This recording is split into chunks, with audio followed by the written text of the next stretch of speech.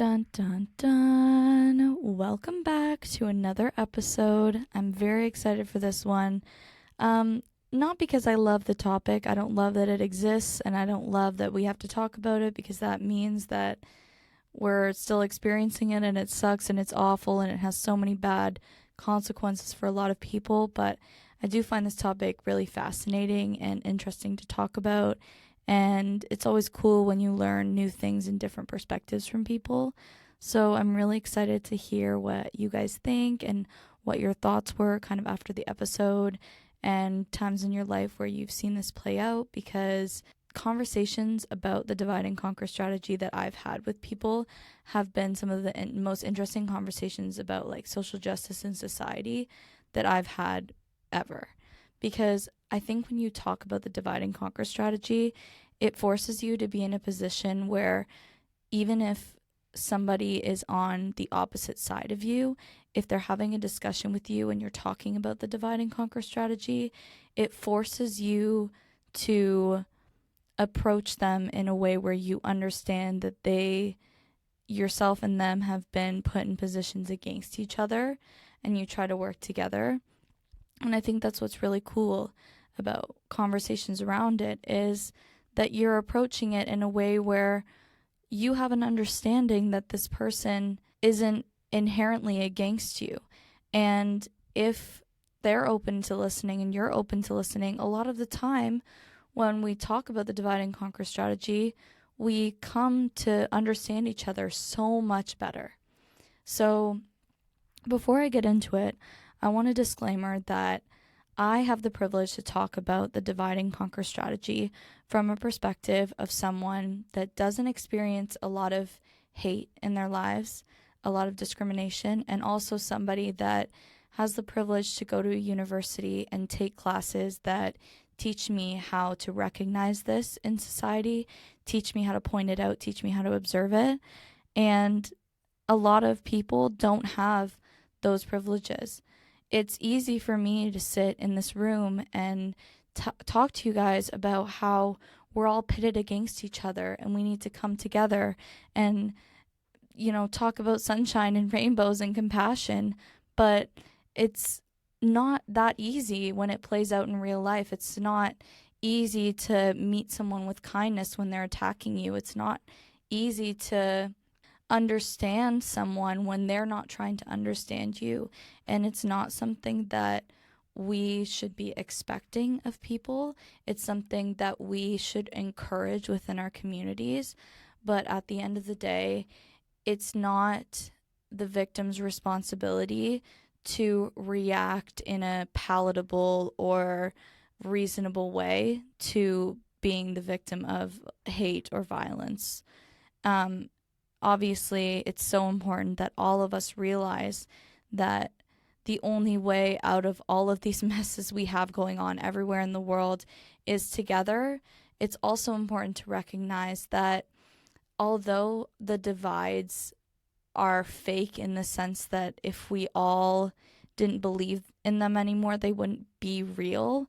But the divides are real because we do believe in them and they have physical consequences. So it's very important that when we have discussions about this, we recognize that the idea of coming together and seeing past these artificial divides created to separate us is beautiful and it's wonderful and it's achievable, and I believe in that goal. But we also have to recognize that those divides have very real consequences for people, and they are hard implemented, wired into our society, and they're not easy to overcome and see past and work through. It's going to take time, it's going to take empathy, it's going to take mistakes, it's going to take growing, it's going to take effort, it's going to take all of these things. And it would be absolutely ridiculous for me to sit in this chair and just be like, all these divides they've put up between us are fake. We just have to love each other and hold hands and everything will be fine. Obviously, that's not how it's going to play out. So it's important when we talk about how there's artificial divides put in society and put onto us in order to divide us into groups and turn those groups against each other and use that as a way to maintain control, we also need to recognize that it's not easy to break free of that. It's extremely, extremely difficult, and it takes a certain level of privilege, or it takes a certain level of harm. You either have to do a certain amount of harm or make a certain amount of mistakes or experience a certain amount of harm. Neither way, you can learn about the divide and conquer strategy and find out how to observe it is easily achievable to the wider society. We can't expect people to easily spot ways that we're divided on purpose against each other.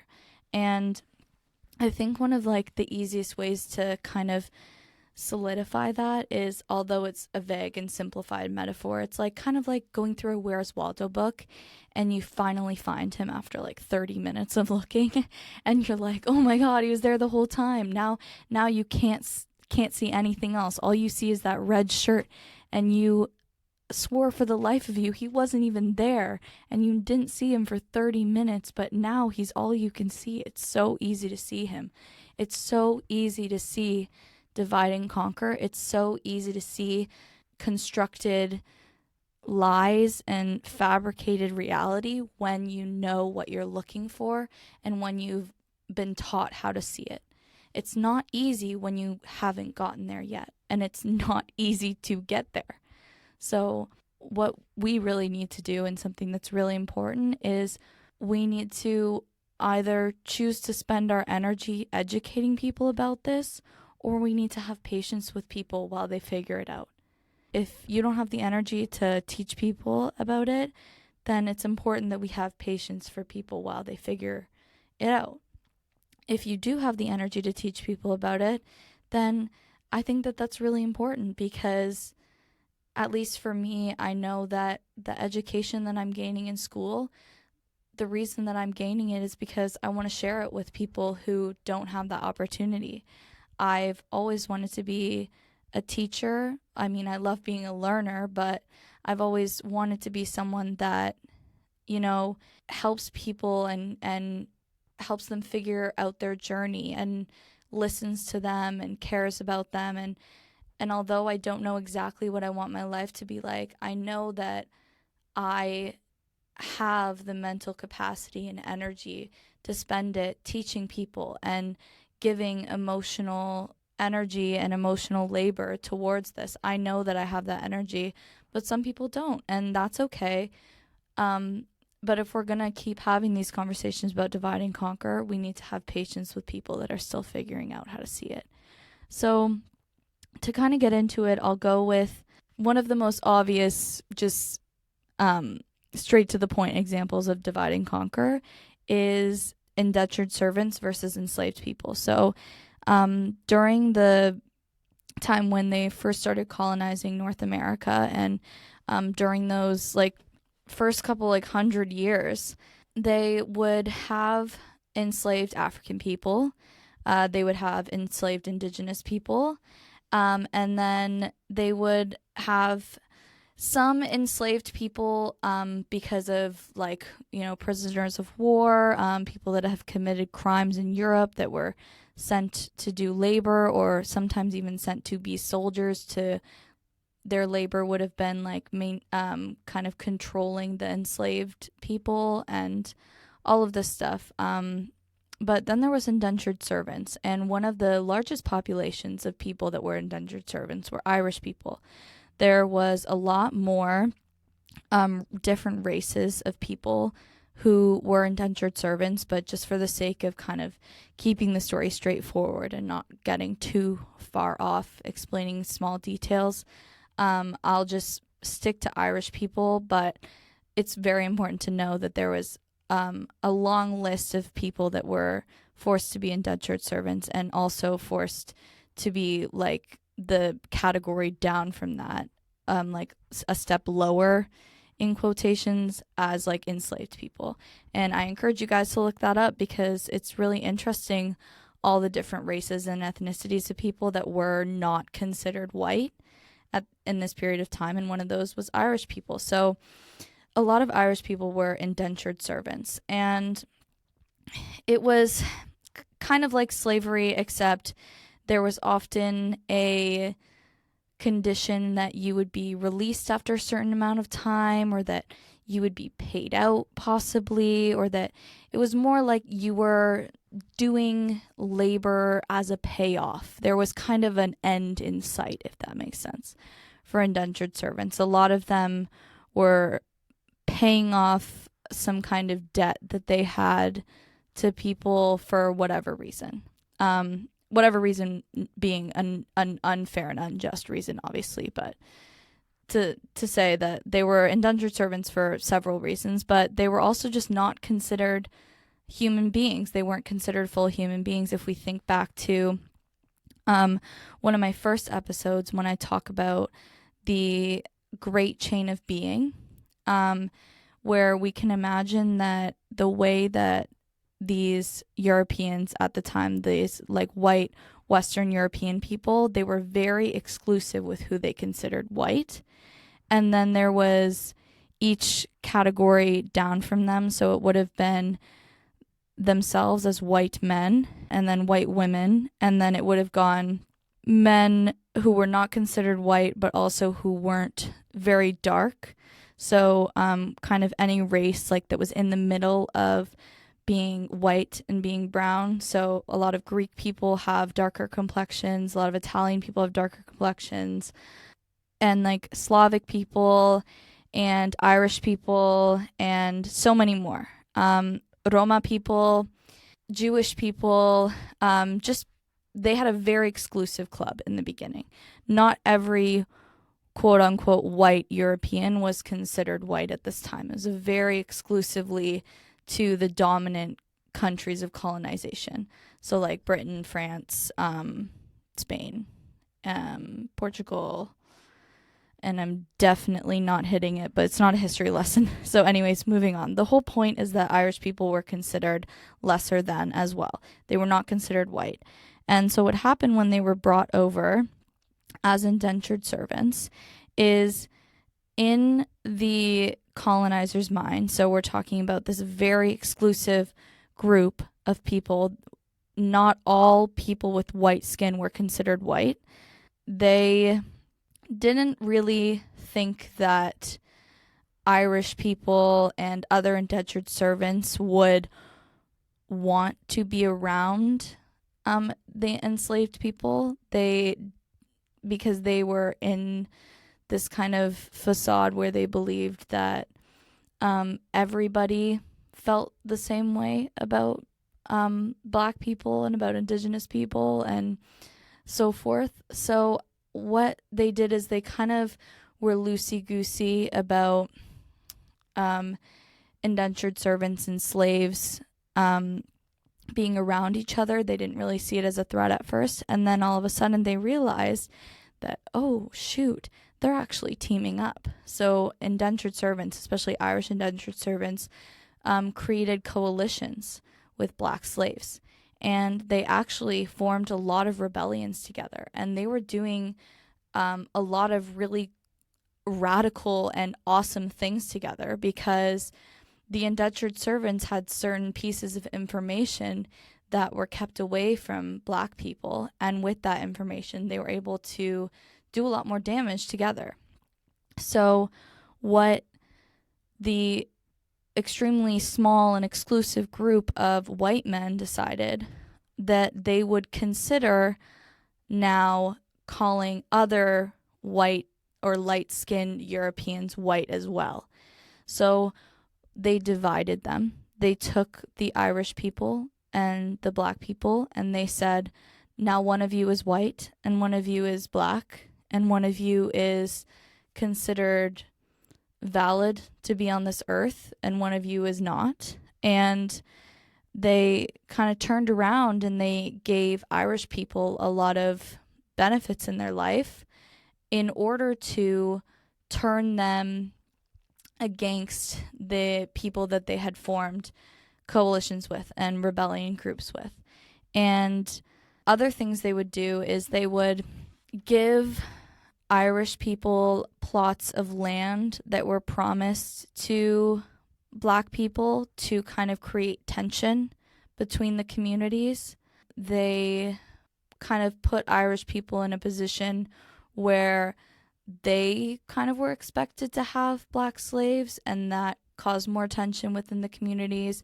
And obviously, if you see someone who is struggling with you be accepted into the group that was oppressing you and then kind of leave you in the dust, that's going to create resentment.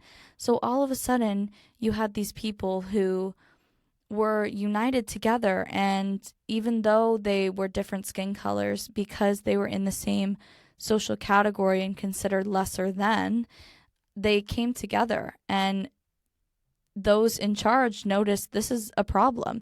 They can't go together. They are not a threat separately, but together they're a threat. They're becoming extremely threatening. And they disbanded it because they divided them. They created a divide. You're white, you're not. And from then on, there was that huge divide that was put down in between. And that was kind of the end of what was hope for Irish indentured servants and Black enslaved people to create rebellion forces that would have been strong enough to do something huge. Obviously, in the end, they've been able to figure it out, and lots of Irish people still stayed on that side. But what we have to remember is that when you have multiple groups of people being kicked down, constantly kicked and kicked and kicked, we can't blame the one group when all of a sudden they say, we'll stop kicking just you. You can't.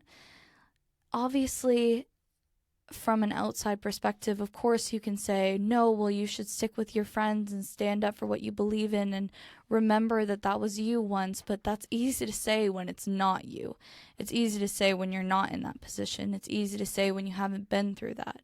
So this is kind of what I was getting at in the beginning, is that it's difficult to criticize people for kind of falling victim to the divide and conquer strategy, because it happens to me all the time. It happens to everybody all the time.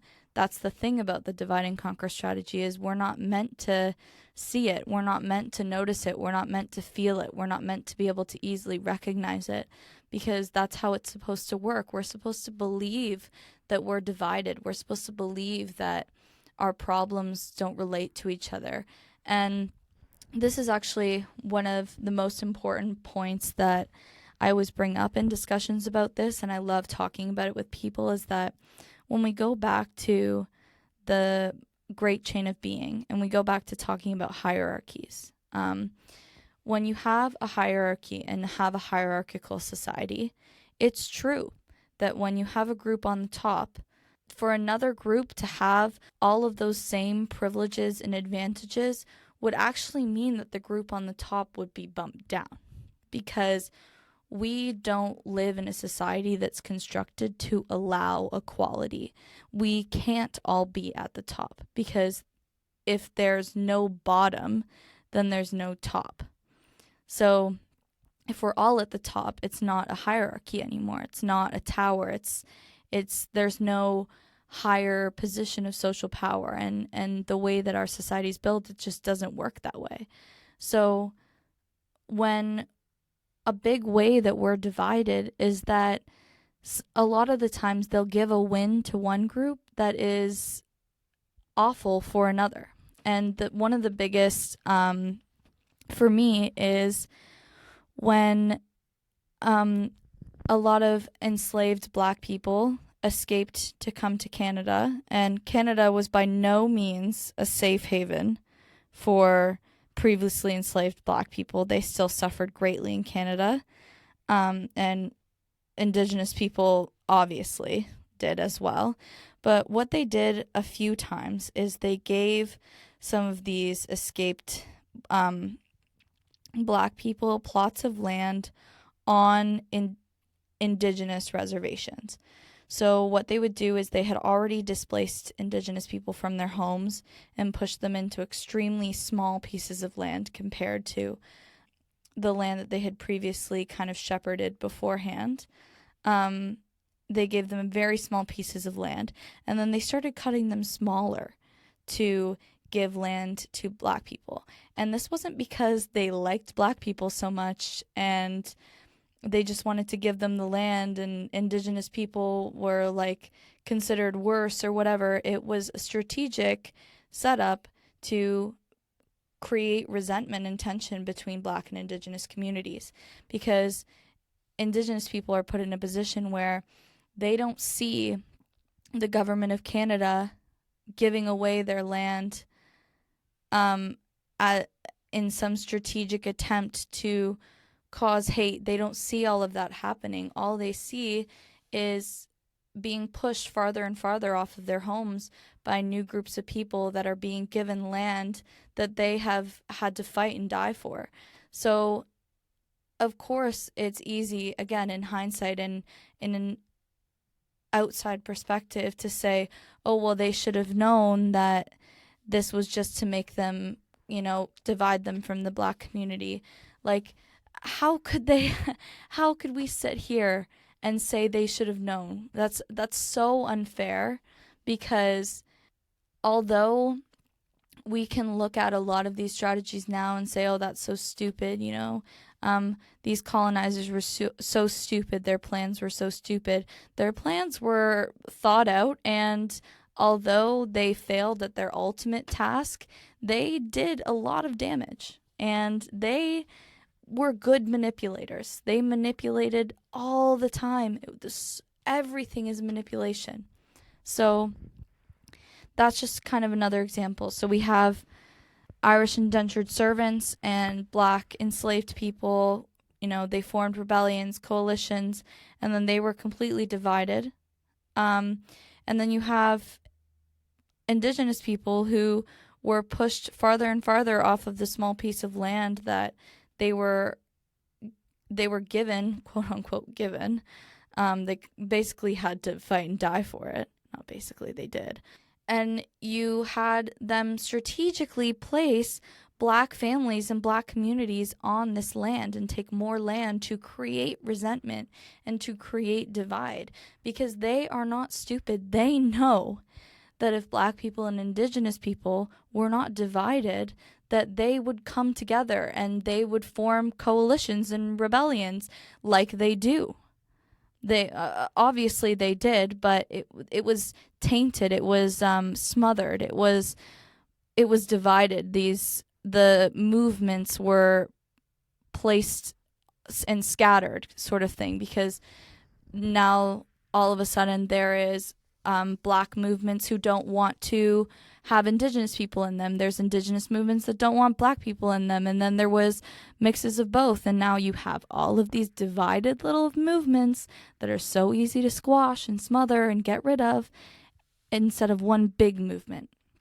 And I think that that's what we have today. And that's one of the biggest problems in organizing that we have in our society today, is we organize separately against the same issues. We have 35 movements and all about the same thing. And then when we think about it, basically every movement is fighting for the same thing, because at the end of the day, real justice for one group would be justice for all groups. But these artificial justices that we give actually divide us further. So, like I said, right, it's the quote-unquote justice of giving Black communities pieces of land in Canada from the outside. It's like, oh, okay, but it's when you look deeper, it's a manipulation tactic. It's a way to divide. It's not a real win. Obviously, that probably did a lot of good for a lot of people that were struggling and they didn't know what to do. But again, it's not a true win, because anti-Black racism still exists in Canada, whether they gave them those pieces of land or not. So that's kind of where I wanted to get to as one of the main points, is the divide and conquer strategy keeps our movements divided and keeps us from coming together against common goals. And I actually learned a lot about this by studying the food that we eat in the grocery store. So, some fun facts, and this isn't universal, every country and even province and whatever has different laws and ethics and stuff. But for my words class, I did a research paper on, you know, basically saying there's so much research that goes into how marginalized communities are severely impacted by food deserts. When food deserts are basically where you kind of have no access to fresh produce and healthy food. There's McDonald's and whatever, but there's no fruits and vegetables anywhere near you if you don't have a car. And there's so many food deserts all over North America and other places around the world, but I was specifically looking at Canada and the United States, so I know the most about that. Is that the US is the worst for them. But in northern Canada, our northern Indigenous communities really suffer with this too, is just a lack of fresh produce available to people. And we talked about in our paper how we know that marginalized communities face this. We know that marginalized communities face food insecurity, have low access to grocery stores and healthy foods. We know that if you're living in poverty, you don't have the same access to nutritious food as other people because you can't afford to buy it. It's so much more expensive to buy things that are considered healthier. All of that suggests that those of us who can afford to buy whatever we want in the grocery store, to go to whatever grocery store we want and travel however distance we need to, that we have access to healthy food.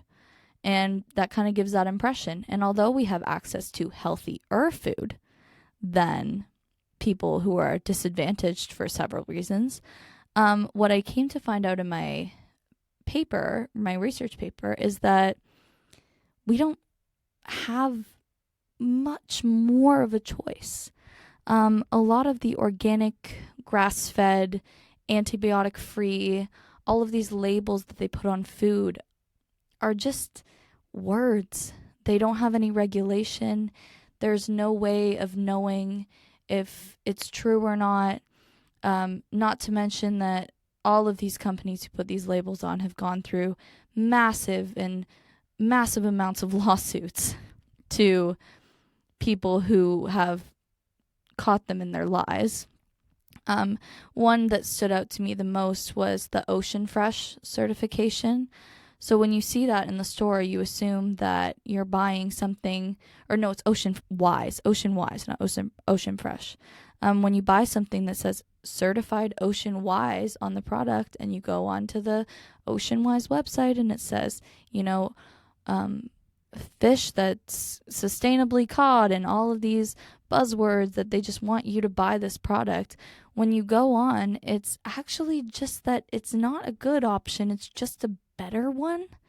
And although it is such a privilege to have access to better options, we don't have access to good options. Nobody really does.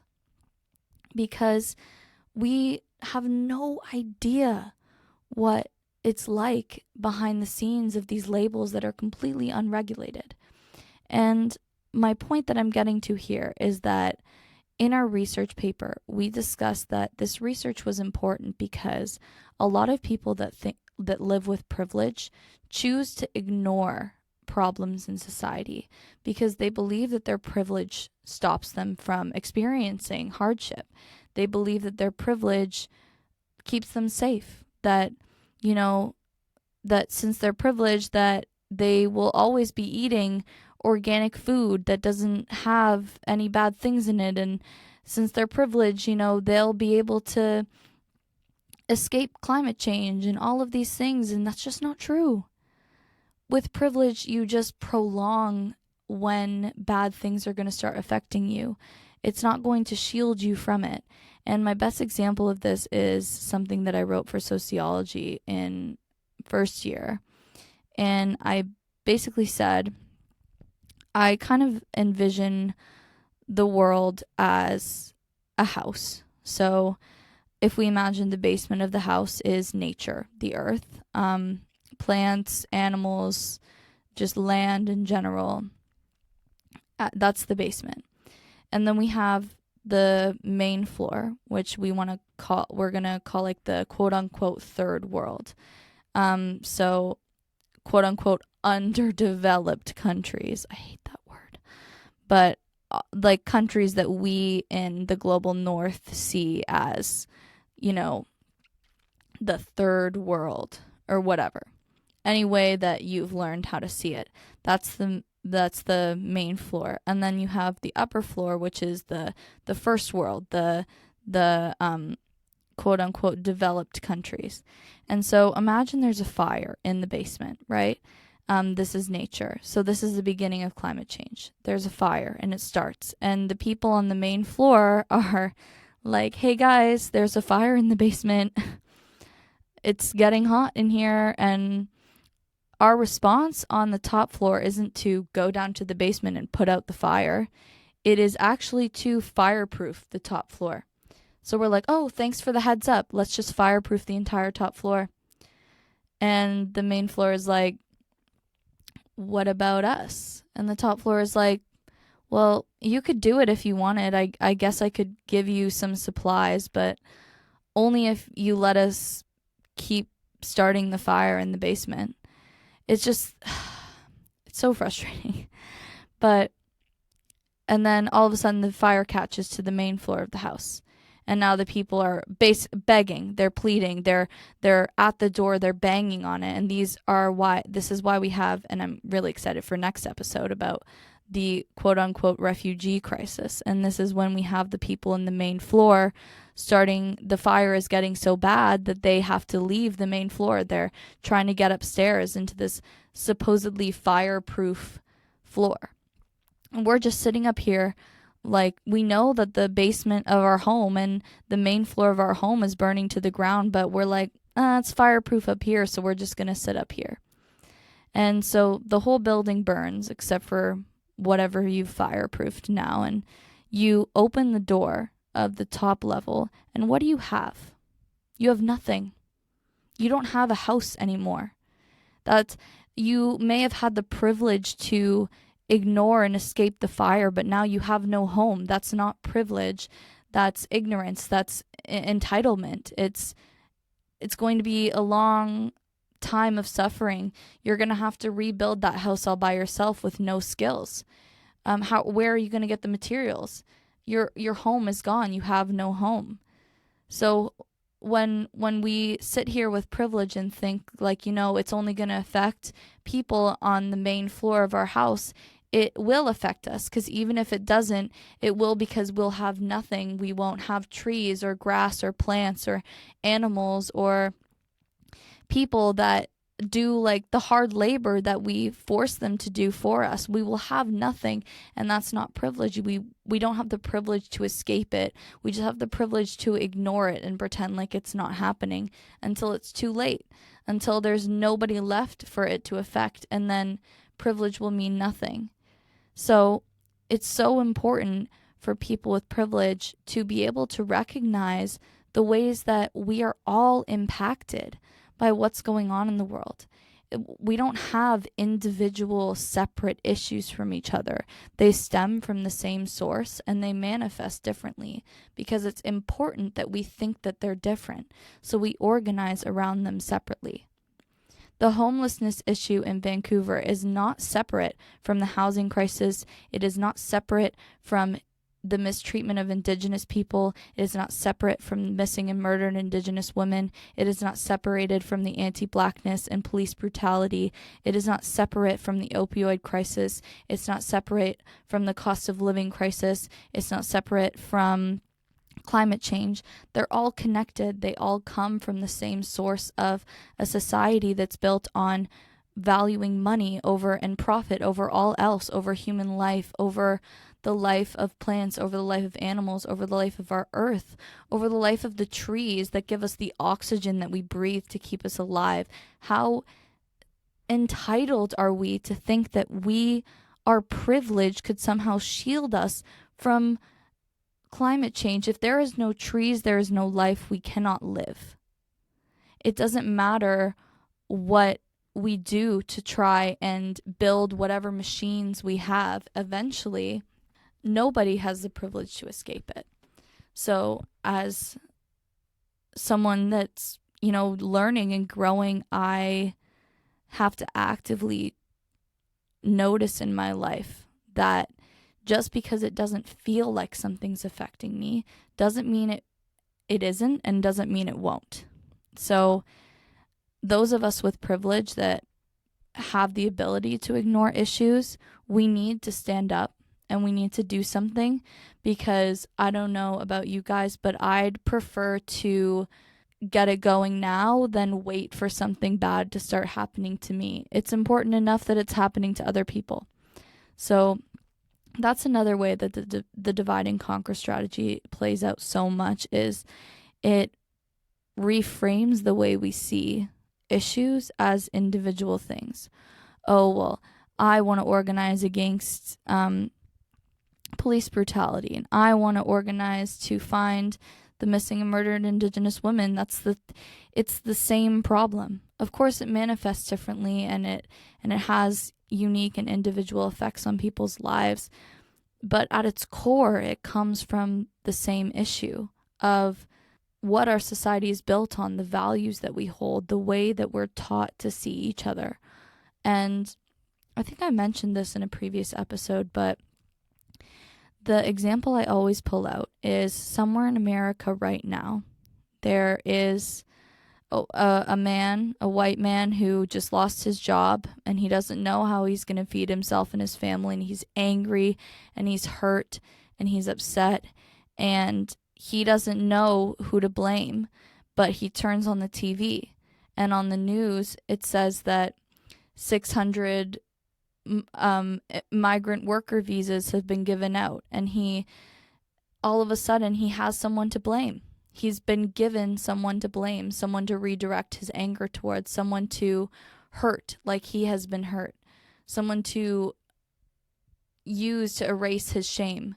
So that is like kind of the example I always fall back on, because it's so easy, is that this person who is taught that their job in their life is to be the provider and the supporter of their family, and they've just lost their jobs. They feel worthless and invaluable, and like they mean nothing to society, and that their life doesn't matter, and they're scared and they're lost and they don't know what to do.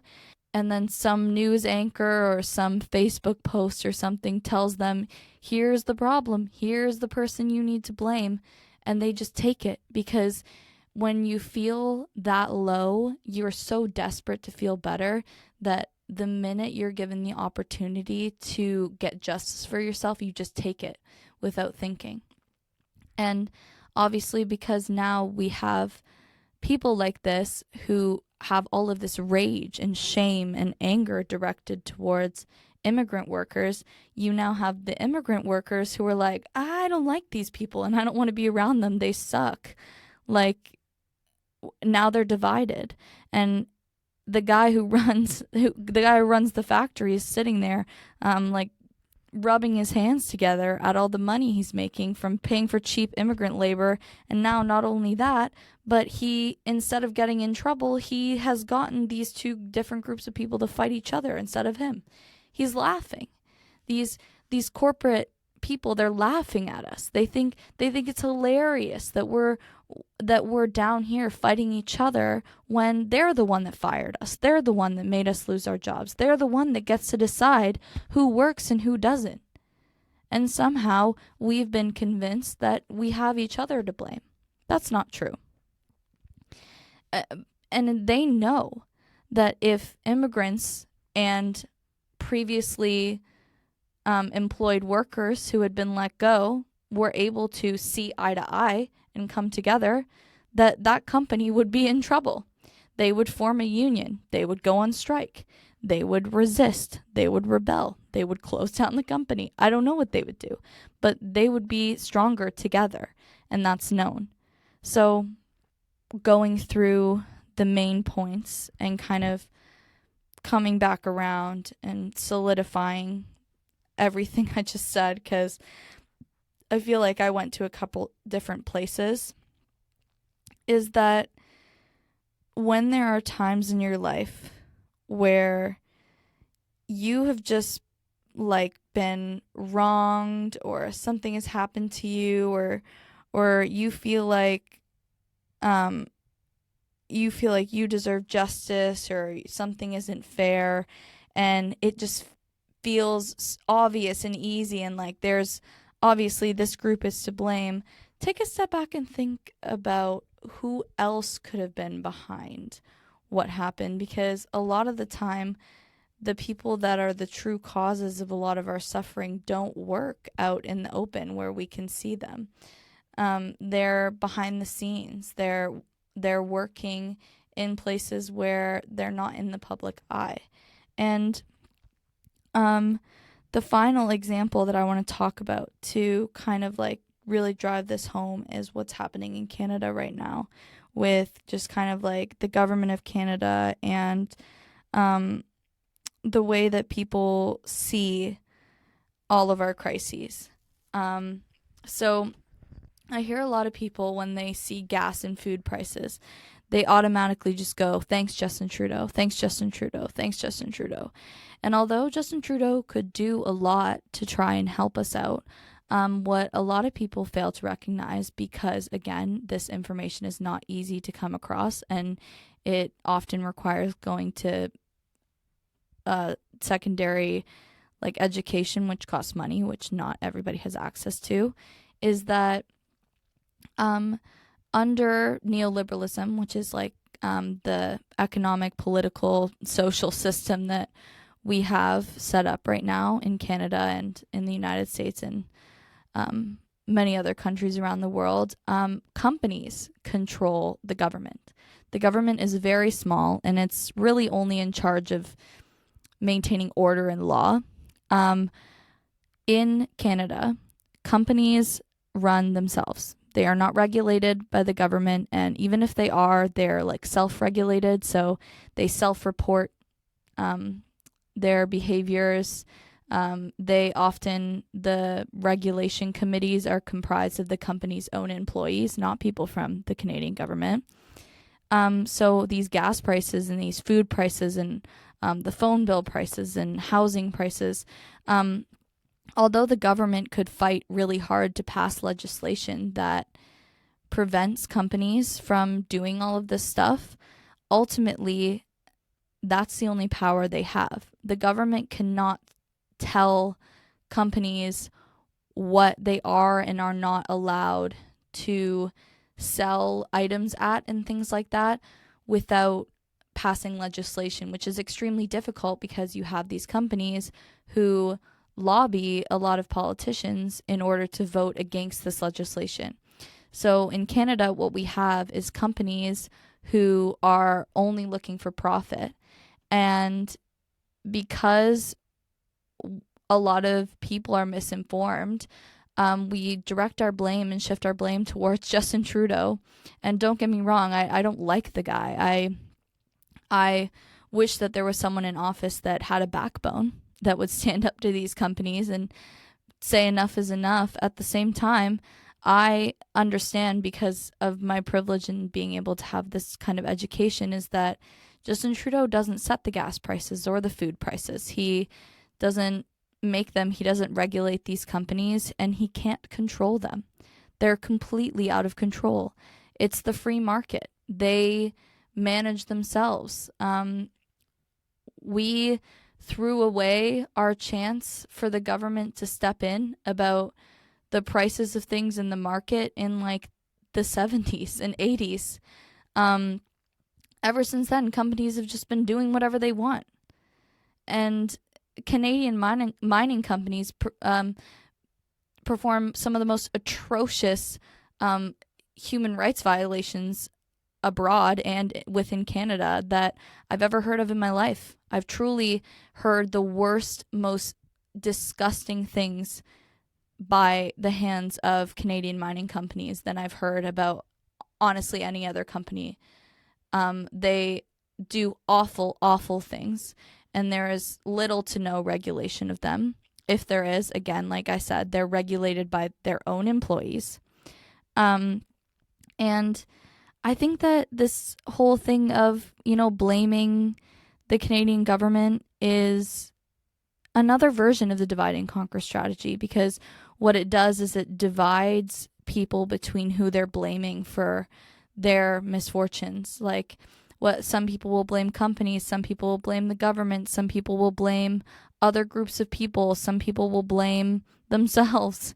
And that divides people. When if we had access to the information that taught us that companies are setting these prices and companies are profiting off of us. And during COVID, when all those prices spiked, companies were making the most money that they've ever made and was rocketing our prices higher and telling us that it was because they had to be paying more, when it's all lies.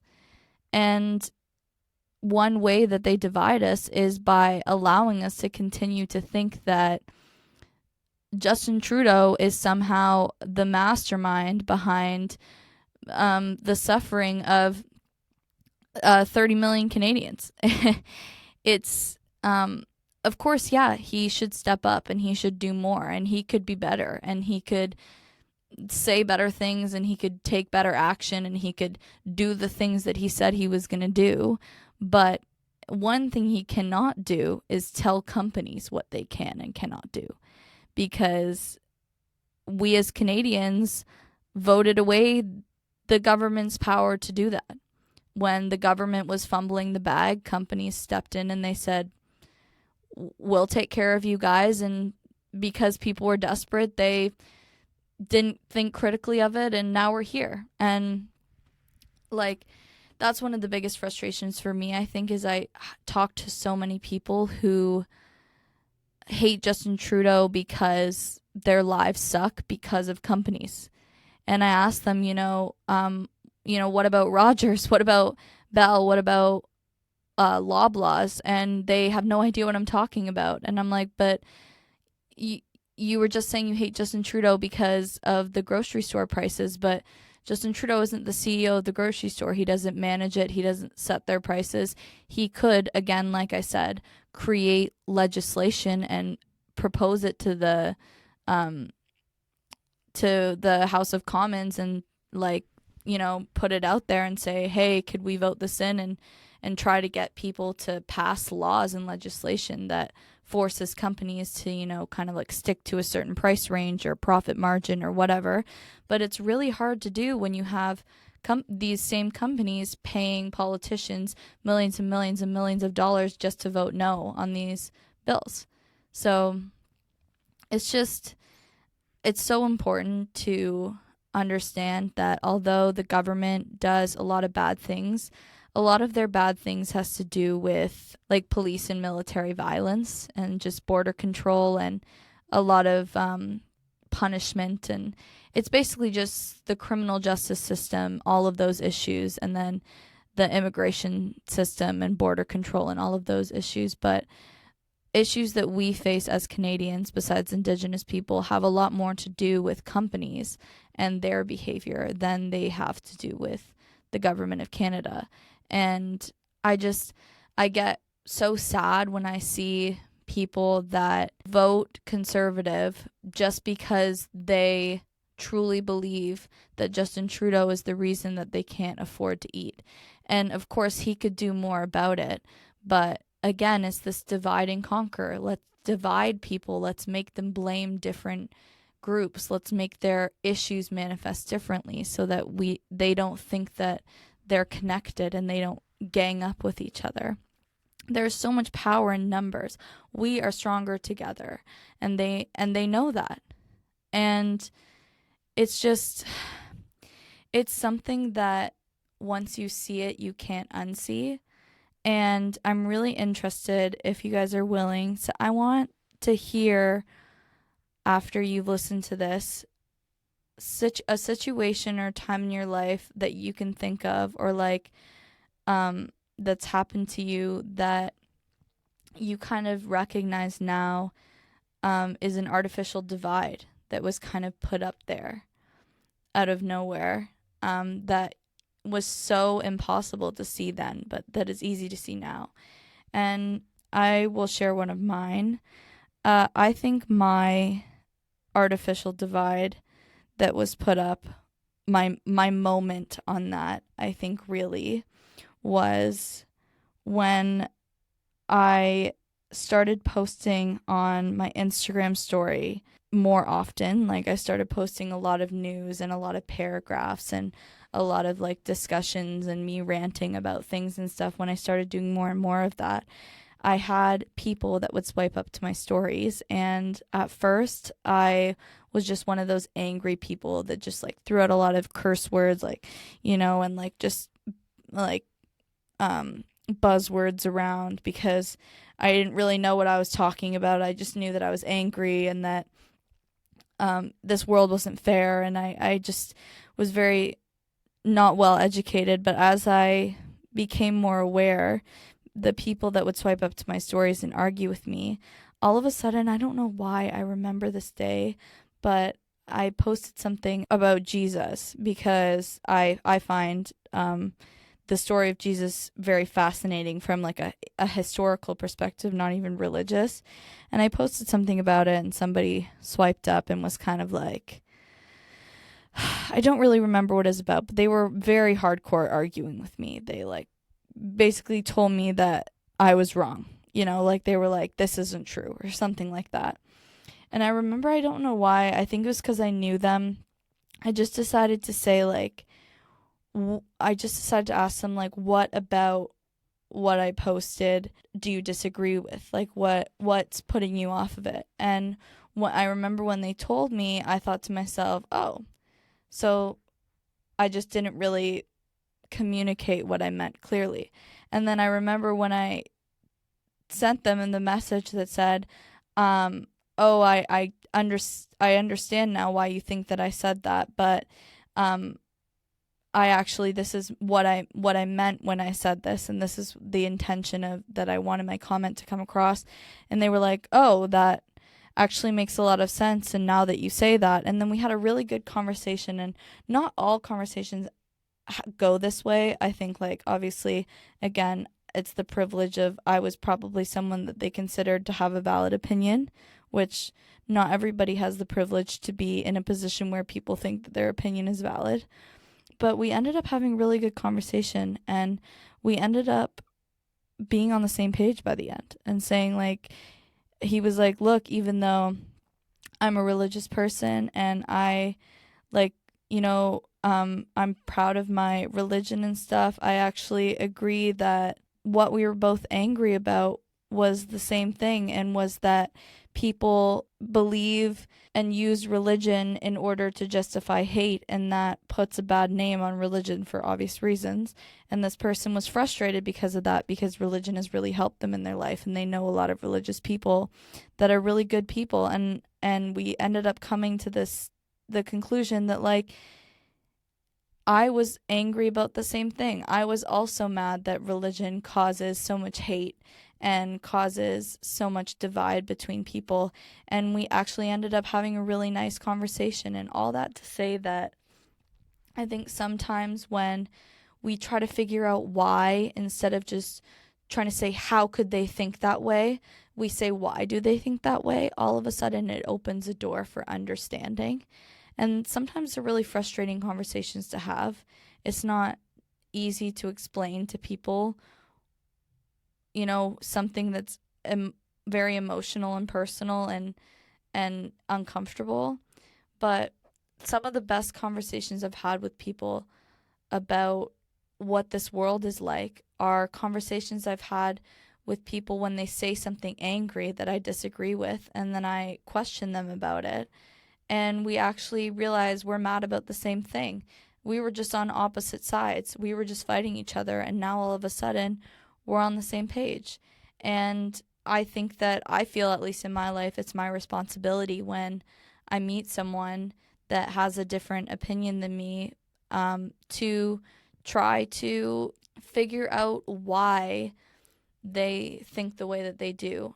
Maybe responsibility is not the best word, but I feel that I'm very passionate about that. I love learning about people and why they think the way that they do. But yeah, so just to kind of close off, some words of wisdom then to kind of carry until I talk to you guys again soon. But Um, in your life, just try, instead of being like, how could they do that? How could they think this way? How could they say that?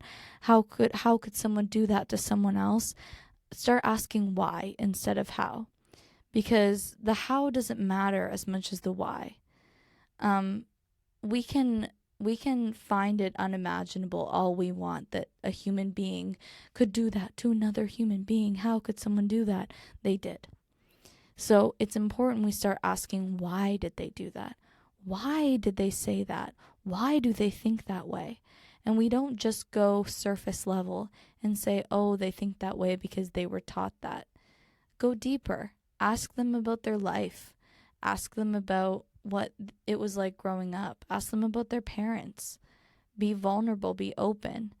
For me, like, the way that I relate with people and the way that I get to know people is by learning about what their childhood was like. And I just really encourage you guys that sometimes when somebody does something or says something, or when you have someone who seems like they're on the opposite end of this battle with you, try, if you have the capacity, if you have the energy, if you have the safety, that's most important, try to reach out to them and find out why. Because for me, it was liberating to stop asking how could people do this and start learning why are people doing this. It was all of a sudden it turned a problem that felt like it was so big and unhandleable and like it would never go away, and it turned it into something that was made up, that had a start, and I can see the end, and I can see exactly how it works, because instead of just constantly pondering how, I started asking why. And when I implemented this into my life, it totally changed. It totally changed my perspective. I have had amazing conversations with people that I would have never, never, never thought that we were on the same side. But turns out we just are taught to see it from a different perspective because of our life experiences. And it's not fair. It's not fair that people who are hateful need to be met with patience and kindness. It's not fair that a lot of the time a lot of the pressure is on the victim of a situation to be mature and to educate. It's not fair, and it's definitely not how it should be. But if you're in a position where you feel like you can do that, I encourage you to try, not because you should do it for other people, like, not because you should, spread kindness, even though obviously it's important. What it's more important for is yourself and your own journey and your own learning and your own growing. It's important sometimes to have interactions with people that turn from negative to positive. And one of the most recent examples of this that I've seen, I'm just not going to name names because I didn't have this specific story planned out, so I didn't ask if I could tell it, but I'm just not going to, mention any details about this person. But basically, a friend of mine had an interaction with someone in the comments of an Instagram post. The person commented, fuck pride, like as in like fuck the pride parade. I guess maybe the New York one or the Toronto one, I'm not sure. But my friend responded back to them and said, why are you being so mean? Or like, you didn't have to say that. Like, why are you so rude? Or something like that, right? And the girl responded back with, why did you choose this comment to answer out of all the other ones? Like, basically saying, like, why are you fighting with me when everybody else is saying bad things too? And then my friend responded back, because you were the prettiest. Just, to be nice. I think they had the mental energy again to meet this person with kindness when they were not given that. And this person was basically like, it's like a textbook thing. I can't even believe this is real, but it's real. Don't worry. I inferred. She basically said, why are you being so nice to me? Like, you're making it hard for me to be mean. And my friend was basically like, I don't really see the point in being mean back to you. I'd rather just kill you with kindness sort of thing. And then the girl actually ended up DMing my friend and being like, I'm really sorry that I was mean. Like, I don't know why I'm so hateful towards the gay community. And then they ended up having this whole long conversation, and the girl was like, honestly, I'm and here again, this is like, I don't think that it's just this beautiful, heartfelt story that she discovered empathy for gay people like a couple days ago. But, you know, you have to meet people where they're at. A win is a win. So obviously, I'm not sitting here like, oh, she's so strong for finally realizing gay people deserve to live and not be harassed. But it's still a nice story, and it pertains to my discussion. So she basically ended up saying, I don't know why I was so hateful. Like, you've really like changed my perspective. Like, this really impacted me, like you being kind to me. And you can tell automatically, like, this is a person that doesn't get met with a lot of kindness in their life from anyone. And she's actually apparently gonna go to the gay club with my friend. Or maybe not with my friend, but she's said, like, I want to go to the gay club now. Like, I want to meet queer people if this is what they're like. And it was just such a wholesome interaction. And although, again, like I said, I do wish she had discovered empathy for gay people sooner, it just kind of goes to show what can come out of a conversation if you have the energy to try to understand someone. He just tried to understand why she said that. You know, he kind of was just like, why? And she gave him her answer. And because she felt seen by him, as she felt like she could be vulnerable and be open-minded. And I don't know what it's going to be like now. I hopefully will have an update on her and how she does. But I wanted to close with that because it just made my day when I saw that. Because there's so many times where we spend our energy and our love and our kindness and our patience on people that just throw it on the ground and don't care about it, and continue to be mean and hateful back. And then you get this spark of hope and joy that you have an interaction with someone where it turns positive, and you make a friend and you make a connection and you build community, and it's so beautiful. And to me, that's worth getting shut down sometimes. And obviously, again, that's because I have the privilege to oftentimes not be the direct victim of hate and violence. But it's so beautiful when that happens. And I think it changes hope. I think it creates peace and forgiveness. And it just creates a new sense of perspective on the world where you don't feel like it's impossible. You don't feel like people are evil or that, you know, nobody's ever going to get along. Compromise exists. And the fun thing about compromise is you keep negotiating until you meet in the middle and you guys both agree.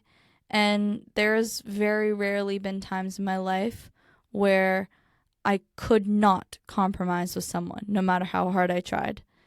But this world is going to take time. And what I really want you guys to pull away from today is that we live in a world where we are taught that we create our own problems. And we are put in constant competition with each other. Since we're put in school, we're always competing. We're always measuring our value in money and wealth and in social class and in beauty, and we're always competing against each other and trying to be better than one another, and we're encouraged to. And we're taught this by school, we're taught this at summer camp, we're taught this a lot of the time by our parents, by the media we read. And unlearning and decolonizing, because that's what it really is the decolonization of your mind. Decolonizing your mind and accepting that your worth doesn't depend on another's worth being lesser than. You don't have to be the best to be good enough to be worth it, to be valued, to be lovable, to be deserving of happiness and joy and all of these things. And we're put in constant divide and competition with each other, and in a world like that, the most important thing that we have to be able to do is figure out that a lot of the time when we're fighting each other, it's actually because there's a larger issue that if we teamed up against, that we would be threatening to it. So I want to close with the ants in the jar story. I'm not actually sure if this is science or if this is kind of just a way of describing the story, but it's a very old saying, and it's actually not very well known who originated this kind of metaphor, because it came from so long ago. There's kind of multiple different versions and multiple different origins, but it essentially goes like, if you put 100 black and 100 red ants in a jar, they'll coexist. They'll figure it out. But if you grab the jar and you shake it violently, they'll start attacking each other because they don't understand that the jar is being shaken. They just think that, oh, we're under threat, we're under attack. Like the only other people in the jar must be the reason that we're suffering. We're going to attack each other. So they start fighting with each other. Meanwhile, this person's holding the jar and laughing, watching the stupid little ants fight with each other while they keep shaking the jar. And that's what's done to us. Our jar is shaken constantly, and we fight each other because it makes sense. It's right in front of us. It's obvious. It's what we see. It's what we know. It's how we understand it. But the real perpetrators of a lot of the harm and oppression and suffering that people face in society are not 99% of the people that you see in your day-to-day life. A lot of the people that are the actual direct causes of human suffering don't exist in the public space with us common folk. They don't. Like, take it from me personally. I've met a lot of rich people in my day. They only associate with other rich people. The richer you get, that's the circle you associate with. Because the richer you get, the more and more atrocious things you have to do. Like, all of these things.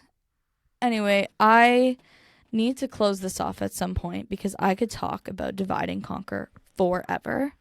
But again, kind of the main points that I want you guys to be able to take away is, do not settle for what feels obvious. Always do research, talk to people, have conversations, ask why. When something feels like it's an easy answer, it's probably easy for a reason.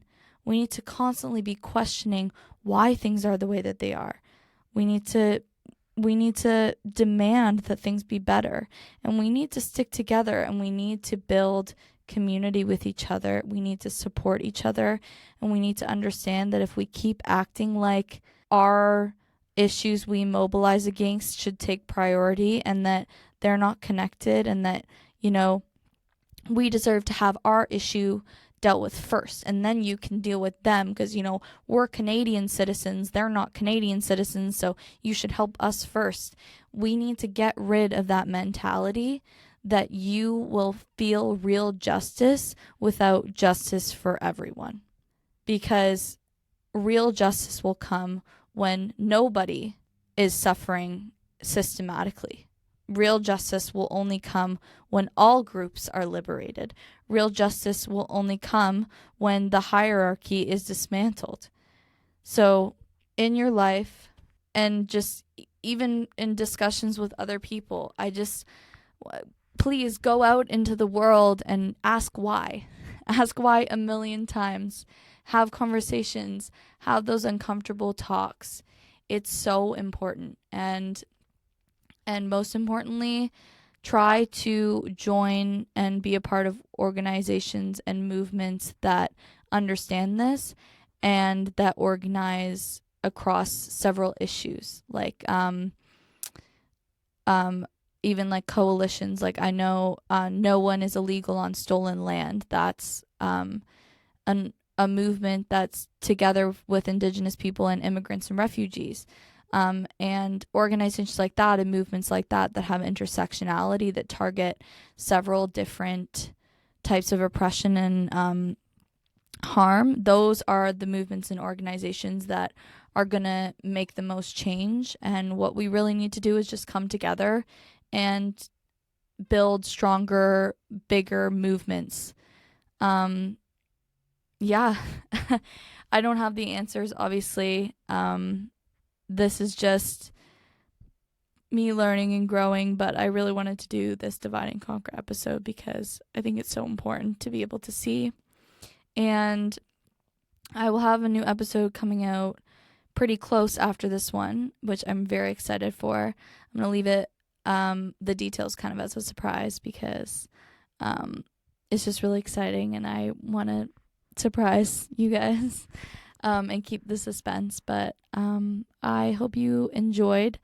Please tell me any feedback or any thoughts that you've had or whatever. I love hearing from you guys and what you think, and even just things that came to your head in these talks, because my main goal is to eventually have a community of people that I'm engaging in these conversations with. We could all get together and kind of have group talks and circles, and I just want to expand this into a discussion between you guys and me. I don't want this to just be me talking at you. Like, I love hearing your stories and your commentary and just like what resonated with you and your feedback and any critiques. Like, I just love hearing from you guys because you're my community. You're the reason that I sit here and I say these things, is because I love my friends, I love my family, I love my community, and I want to do what I can to share the information and the lessons and the guidance that I'm given at a university level with people that don't have the time or the privilege or the opportunity to learn about, because not everyone is in a position where they can go to school and learn things that they like to learn. And a lot of people have to go and learn things that are going to get them a job that's going to help them survive. So that's the reason I like doing this, as I want to share this information and have conversations and discussions and expand and build and grow. So I'm really excited, and I hope that you guys enjoyed listening in, and we'll talk soon. Okay. Bye.